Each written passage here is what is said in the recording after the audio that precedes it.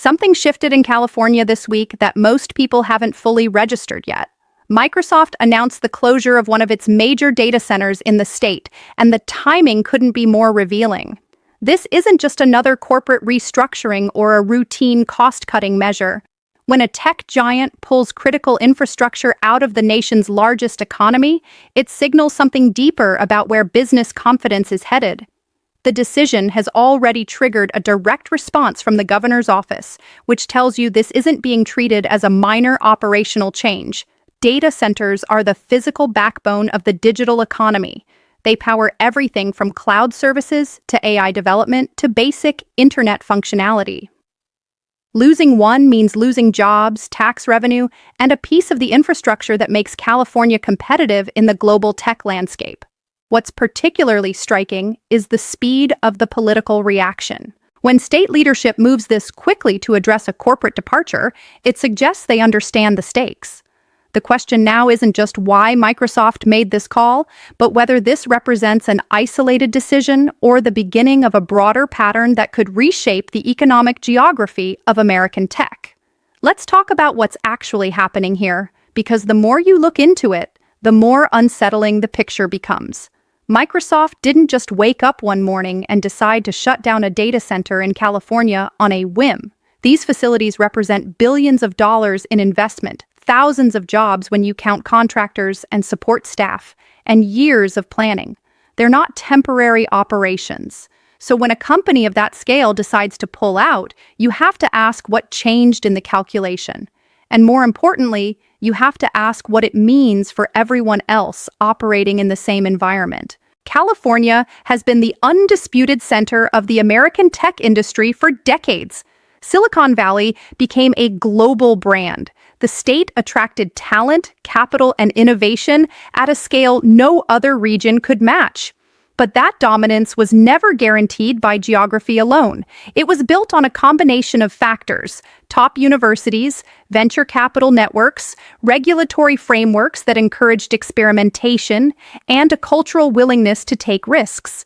Those advantages still exist, but they're being tested in ways they haven't been before. And this data center closure is just one visible symptom of a much larger set of pressures that have been building for years.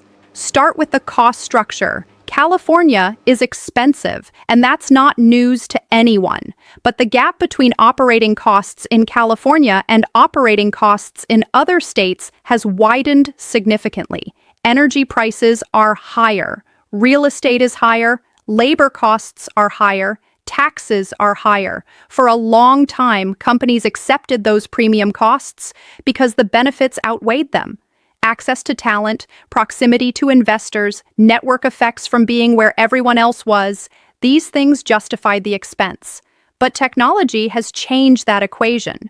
Remote work proved that you don't need everyone in the same office.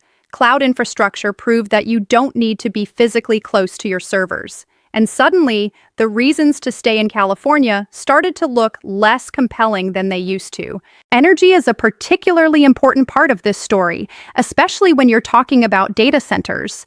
These facilities consume enormous amounts of electricity. They run around the clock, cooling thousands of servers that generate massive heat. A single large data center can use as much power as a small city. So electricity costs aren't just a line item in the budget, they're a fundamental constraint on profitability. California's energy prices have been climbing for years, driven by a combination of infrastructure aging, regulatory costs, and the transition toward renewable sources. That transition is necessary for climate reasons, but it's also created volatility and expense that businesses have to factor into their planning. When you can build the same facility in Texas or Arizona or Nevada and cut your energy bill by 30 or 40%, that's not a minor consideration. That's a strategic advantage that compounds over time. Then there's the regulatory environment. California has some of the most comprehensive business regulations in the country, covering everything from environmental standards to labor protections to data privacy. Many of those regulations serve important purposes. They protect workers, consumers, and the environment in ways that markets alone wouldn't. but they also create compliance costs and operational constraints that businesses have to navigate. For a company like Microsoft, which operates globally and has the resources to manage complex regulatory requirements, this isn't necessarily a deal breaker, but it does add friction. And when you're making a decision about where to allocate capital for a new facility or whether to maintain an existing one, friction matters. It's one more weight on the scale pushing the decision towards somewhere else. The political response to this closure has been swift, which tells you that state leadership understands the symbolism involved. The governor's office issued a statement within days, emphasizing California's commitment to the tech sector and outlining steps the state is taking to remain competitive. That's the right move from a political standpoint. You can't let a major corporate departure go unanswered without looking like you've lost control of the narrative. But the substance of what the state can actually do in the short term is limited. You can't change the cost of electricity overnight. You can't redesign the tax code in a few weeks. You can't rebuild decades of infrastructure that's showing its age. These are structural issues that require long-term solutions, and those solutions have to balance competing interests: economic development versus environmental protection, business attraction versus revenue generation, growth versus quality of life. What makes this particularly significant is that it's happening while other states are actively courting tech companies with aggressive incentive packages. Texas has positioned itself as a low-tax, business-friendly alternative and has successfully attracted major corporate relocations and expansions over the past several years. Florida has done something similar, particularly in the financial services and tech sectors. Nevada offers proximity to California without California's cost structure. These aren't hypothetical alternatives. They're real options that companies are choosing. And every time a major firm announces a move or an expansion elsewhere, it creates a demonstration effect. It proves that you can succeed outside of California. It normalizes the idea of leaving, and it creates momentum that becomes harder to reverse over time. There's also a talent dimension to this that doesn't get enough attention. For decades, if you wanted to work in tech at the highest level, you pretty much had to be in California. That's where the companies were, where the opportunities were, where the networks were. But remote work has decoupled location from opportunity in ways that seemed impossible just a few years ago. You can now work for a San Francisco company while living in Austin or Miami or Denver. That flexibility has allowed people to leave California in search of lower housing costs, different lifestyles, or proximity to family. And as that talent disperses, it changes the calculus for companies about where they need to be. If your engineers can work from anywhere, and if they're increasingly choosing to live somewhere other than the Bay Area, then maintaining expensive offices and facilities in California becomes harder to justify. Housing costs are a critical part of this equation. The median home price in many parts of California has reached levels that are simply unaffordable for most people, even those with good professional jobs. When your mid-level engineers are spending half their income on rent or facing 2-hour commutes because that's the only way to find affordable housing, that's a quality of life issue that affects retention and recruitment. Companies have to pay higher salaries to compensate for the cost of living, which drives up their labor costs relative to other markets. And employees who might have tolerated those conditions when there was no alternative now have options. They can take the same job or a comparable one and live somewhere where their salary goes further and their commute is manageable. That's a powerful pull. The infrastructure challenges in California are real, and they're getting worse. Power grids that face strain during heat waves, water systems dealing with drought and overallocation, transportation networks that haven't kept pace with population growth. These aren't problems that any single company can solve, but they affect business operations in tangible ways. If you're running a data center and you're worried about power reliability, that's an operational risk. If you're trying to attract employees and they're concerned about water availability or wildfire smoke or grid outages, that affects your ability to compete for talent. These are the kinds of background conditions that shape business decisions even when they're not the headline reason for a move. California's tax structure has been a subject of debate for years, and it's relevant here. The state has a progressive income tax with high top rates, which affects high earners significantly. It has corporate taxes that, while not the highest in the nation, are substantial, and it has various fees and assessments that add to the cost of doing business. There are good arguments for this tax structure. It funds services, infrastructure, and programs that benefit residents and create the kind of society many people want to live in. But there are also competitive disadvantages when companies can relocate to states with no income tax or significantly lower corporate rates and pocket the difference. This creates a constant tension between maintaining revenue for state services and maintaining competitiveness for business attraction. The timing of this data center closure is particularly interesting given the broader economic moment we're in. We're in a period of higher interest rates than we've seen in over a decade, which changes the math on capital-intensive projects. When money was cheap, companies could justify keeping facilities open even if they weren't optimal, because the cost of capital was low and there were other priorities. But when borrowing costs rise and investors demand better returns, suddenly every asset gets scrutinized. Does this facility generate enough value to justify its cost? Could we achieve the same output more efficiently somewhere else? These are the questions that get asked when the economic environment tightens. And facilities in high-cost locations are the most vulnerable when those questions get asked. There's a broader national pattern here that's worth understanding. We're seeing a rebalancing of economic geography in the United States. For the past several decades, growth has concentrated in a handful of metro areas: New York, San Francisco, Los Angeles, Boston, Seattle, Washington, D.C. These places captured an outsized share of job growth, wealth creation, and cultural influence. But that concentration has created its own problems: unaffordable housing, strained infrastructure, inequality, political resentment. And now we're seeing the beginnings of a diffusion where growth spreads to more places. Cities like Austin, Nashville, Phoenix, Raleigh, and Boise are growing rapidly.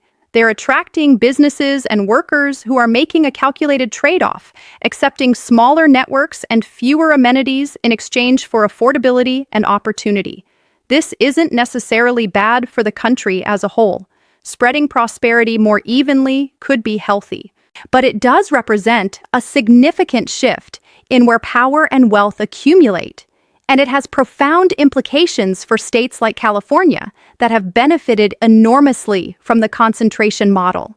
The question for California is whether this is a temporary adjustment or the beginning of a longer-term decline in its competitive position. There are scenarios where the state adapts successfully, invests in infrastructure, streamlines regulations where appropriate, finds ways to reduce costs without sacrificing the quality of life and environmental protections that make it attractive. There are also scenarios where the momentum of outmigration becomes self-reinforcing, where each departure makes the next one more likely, where the tax base shrinks and forces cuts to services that make the state even less competitive. Which path we're on isn't clear yet. What is clear is that the old assumption that California's dominance in tech and innovation was permanent and unassailable no longer holds. The governor's response to this closure is going to be closely watched, not just for what it says, but for what it does. Words are important for shaping narrative, but businesses make decisions based on concrete conditions. If the state can demonstrate a genuine willingness to address cost and regulatory burdens without abandoning its commitments to workers and the environment, that could stabilize the situation. If the response is mostly rhetorical, or if it gets bogged down in political gridlock, then companies will draw their own conclusions. And those conclusions will be reflected in future location decisions, expansion plans, and investment allocations. It's also worth considering what this means for workers and communities. When a data center closes, it's not just the direct employees who are affected. There are contractors who maintain the facility, suppliers who provided equipment and services, local businesses that depended on workers spending money in the area. The economic ripple effects extend beyond the immediate job losses. And in a state where wealth inequality is already severe, where the gap between the prosperous tech sector and everyone else has widened dramatically, these kinds of closures hit communities that may already be struggling. That creates political pressure, but it also creates human costs that don't show up in corporate earnings reports. The national implications shouldn't be overlooked either. California is the largest state economy in the country and one of the largest economies in the world. What happens here affects the rest of the nation. If California's business environment deteriorates to the point where major companies consistently choose to locate elsewhere, that shifts the balance of economic power between states. It affects federal tax revenue, political representation, and cultural influence. It changes which states have the resources to invest in education, infrastructure, and innovation. And it potentially creates a race to the bottom, where states compete by offering ever lower taxes and ever weaker regulations in order to attract business, even if that undermines their ability to provide basic services. This data center closure is one event, but it sits within a context of dozens of similar decisions made over the past few years. Tesla moved its headquarters to Texas, Oracle moved to Texas, Hewlett-Packard Enterprise moved to Texas, CBRE moved to Texas, Palantir moved to Colorado. Countless smaller firms and startups have made similar moves or chosen to locate their new operations outside California from the beginning. Each individual decision has its own specific reasons, but the pattern is unmistakable, and patterns like this, once established, tend to accelerate. The first companies to leave take the most risk and face the most uncertainty.